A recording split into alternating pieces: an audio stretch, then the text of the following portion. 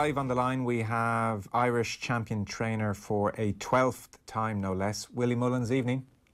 Evening, how are you? Very well. So, have you got your feet up somewhere with a cocktail in hand overlooking an ocean, or are you back at it? No, I'm at home here, and I don't think I need another drink.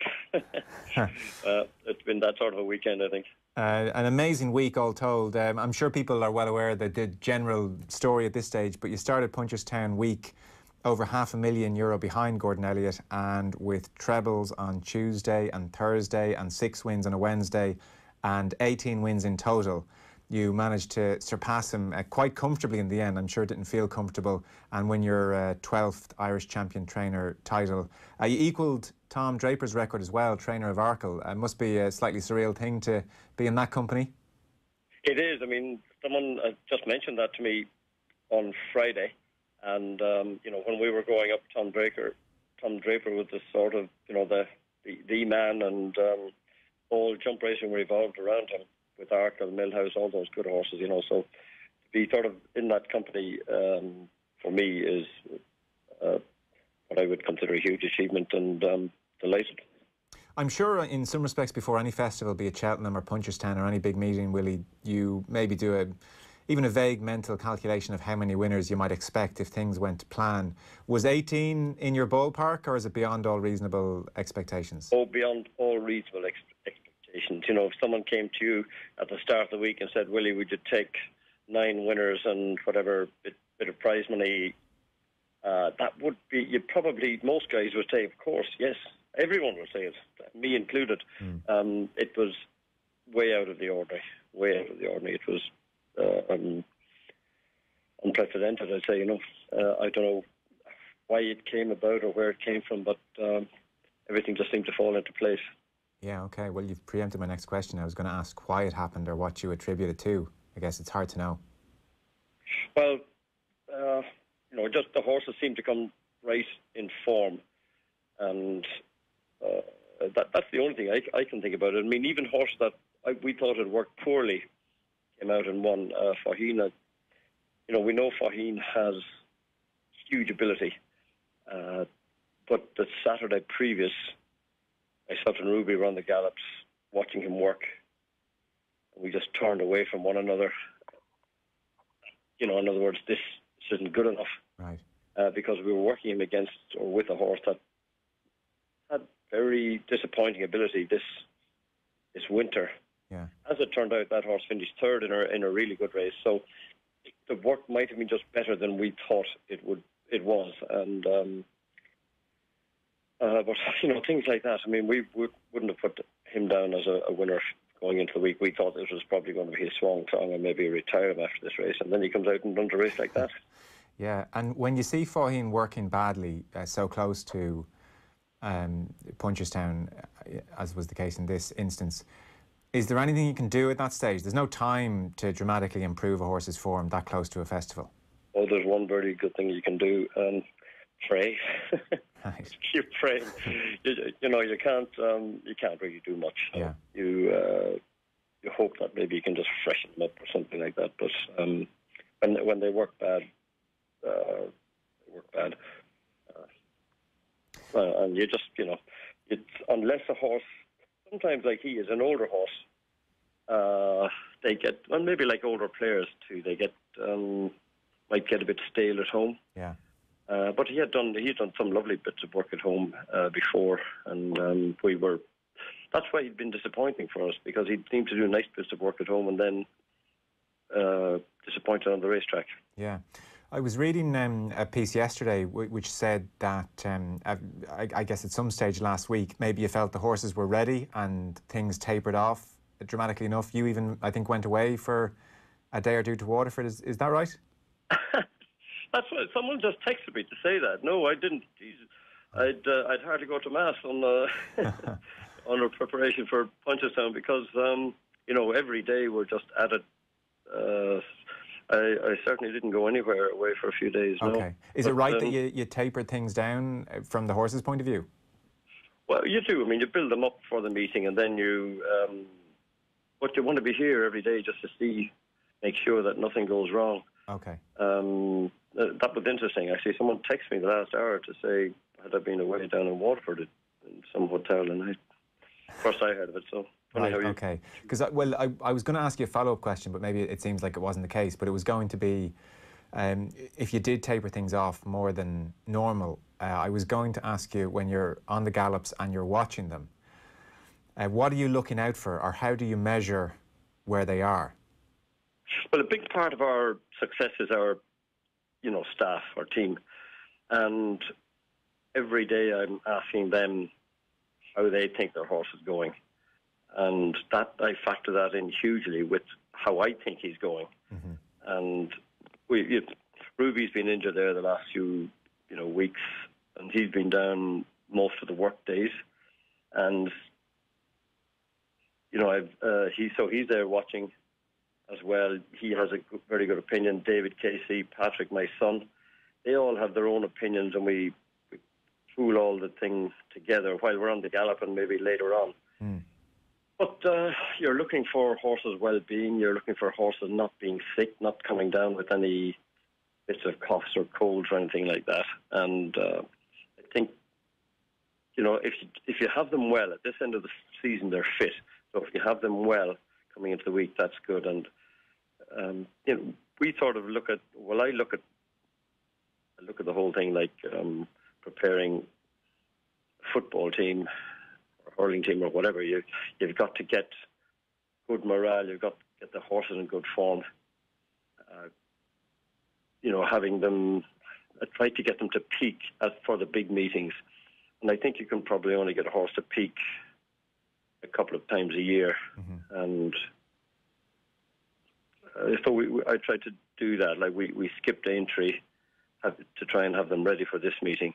Mm. And it's a gamble. You're not guaranteed winners, and so if you skip a big meeting where there's lots of prize money, then to go for another meeting, you're not guaranteed that you're going to win. But yeah.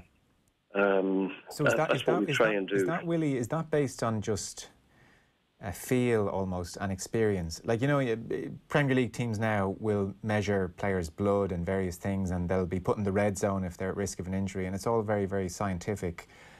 I don't know, has racing kept up in that respect, or is it still down to experience and feel? And it's even interesting you talk about things like morale when it comes to horses. Yes, yeah, you've got to keep their morale up, I think. No, I haven't gone... I mean, we do a certain amount of tests, but I haven't gone down the sort of heart monitor route.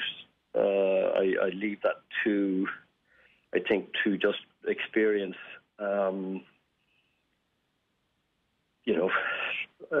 Trusting yourself, I could have... Sorry? Trusting yourself and your staff. Yeah, I mean, I put huge emphasis in staff and the way our team...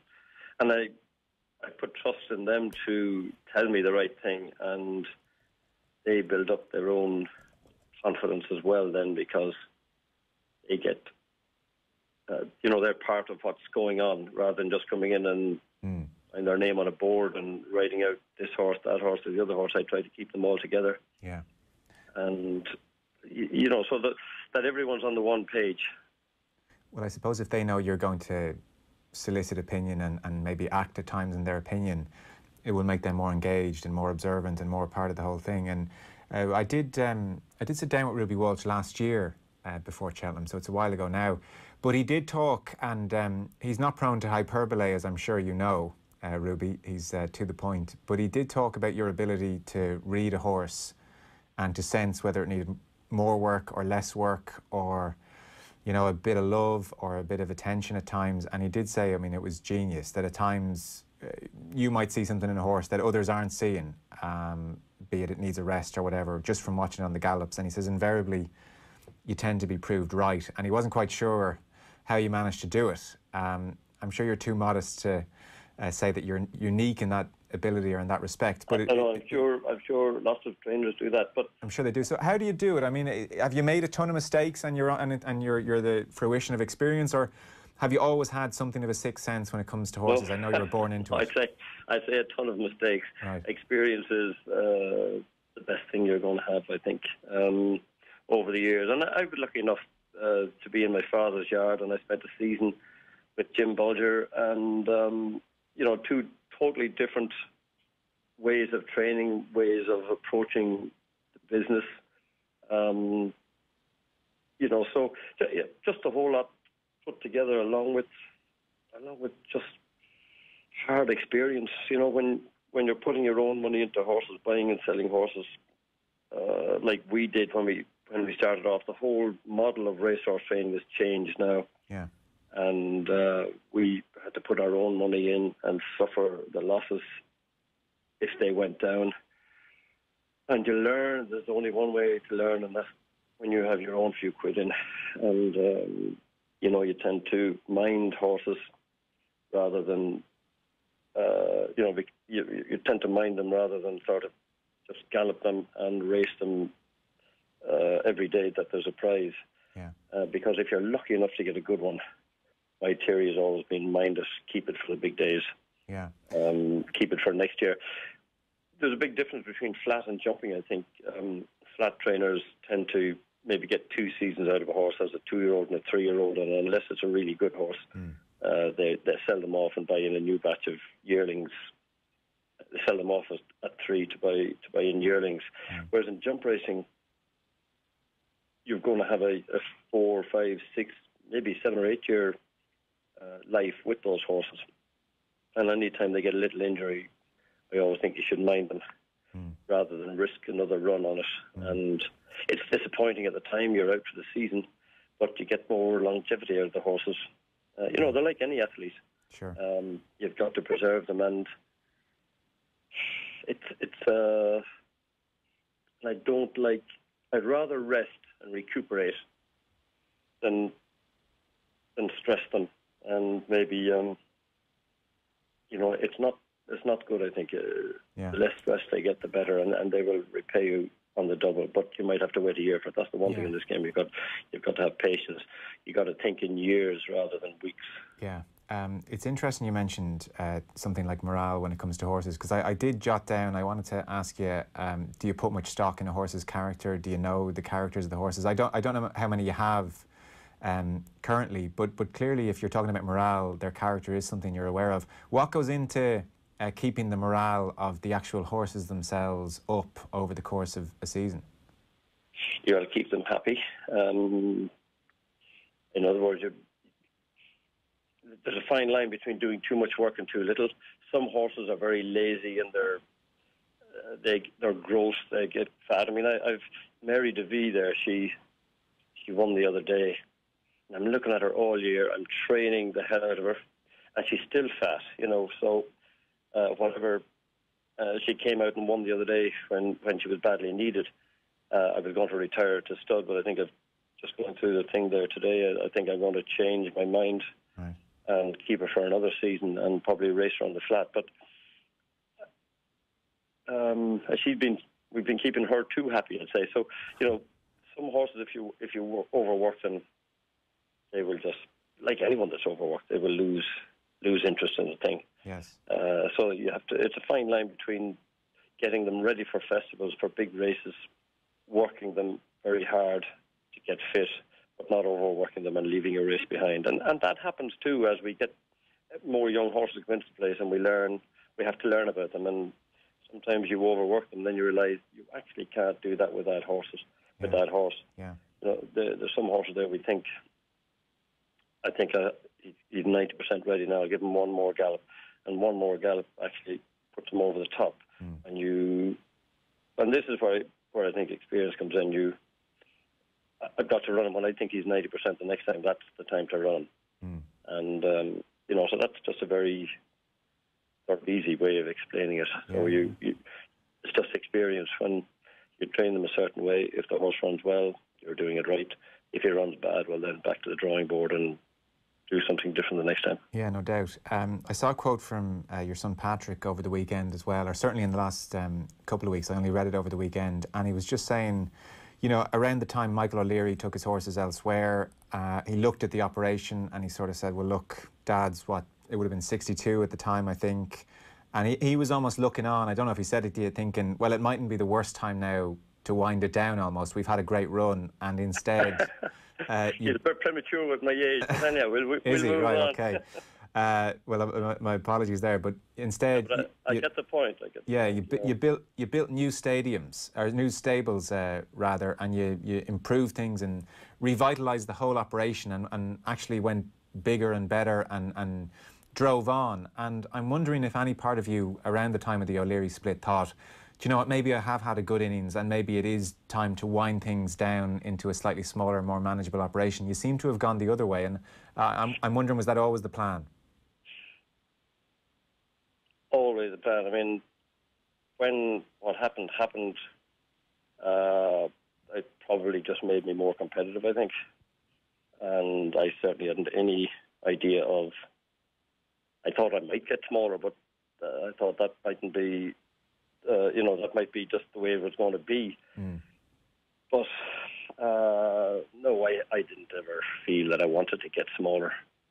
Not that maybe having a stable this big is I never dreamt, and who ever dreamt? I mean, when we were starting off, I often say this to Patrick, very, very successful trainers had 50 horses, and that was it, Ireland and England. Some of the flat yards in England might have had 100 plus horses. And, so the sort of figures that are going around nowadays are unprecedented, I think. But as the game is evolving, as we're evolving, and we're lucky enough that we're getting offered these horses, and this is once again the team we have, our two buyers, two agents, one in Ireland, one in France. They have to spot them and we try and buy them, and then have a group of owners who are willing to pay for them. And but I didn't want to get smaller anyhow, and I think I wanted to have a good, strong team of horses. Yeah. And nowadays you wonder then the amount of horses we have. I wonder, is there a time that we are too big or that we can't handle that? Would we be better off with a smaller number or stay at the number we're at and try and train those better? Sure. But then I often think, if you're not getting more horses, you have less chance of getting more better horses. The more you put through your hands, the better chance you have of finding the one that we're all looking for. Yeah. Kilkenny, Tipperary, Sexton, O'Gara, Willie Mullins, Gordon Elliott. We like rivalries in sport, and this has been a really interesting one to watch over the last while in Irish racing. The thing about rivalries is they put you under more pressure, but they can often bring out the best in you as well, and top rivals can egg each other on. What's it been like having Gordon Elliott emerge and put such pressure on you? Have you felt that pressure and that rivalry and the heat of it, or has it driven you on, or has it been business as usual? Of course we try and rise to it. Yes, it is pressure. It's because if you want to be the leading man in your sport, of course there's pressure. Yeah. And yes, it has driven us on. It has made me do things that I wouldn't normally do. You have to try new things. And I suppose primarily the rivalry is good for racing, and I think racing is probably the winner out of it. I mean, myself and Gordon, we're good pals, colleagues, and we get on with one another. Racing is small enough in Ireland, so we know we meet each other every day in the tea room, apart from in the weigh room or in the middle of the parade room or whatever. But so we're sort of under each other's feet at the races, and so it'd be no fun if you were glaring at each other silently across the room. No, but I think the rivalry has brought out probably, it certainly brought a change in the way I do things. Yeah. And when you said trying new things, like just new techniques, looking for small margins of improvement kind of thing, yeah? Yeah, well, we always do. Every year when the thing is over, when the season is over, we look and see what we can do better for next year. Sure. and what we're going to keep, the horses, things like that. But and the techniques we use, and then as the season got into the end of it this year, I certainly did things a little different. We changed certain things, and a lot of them worked out. Some of them didn't, but that's what pressure brings out in a person, I think.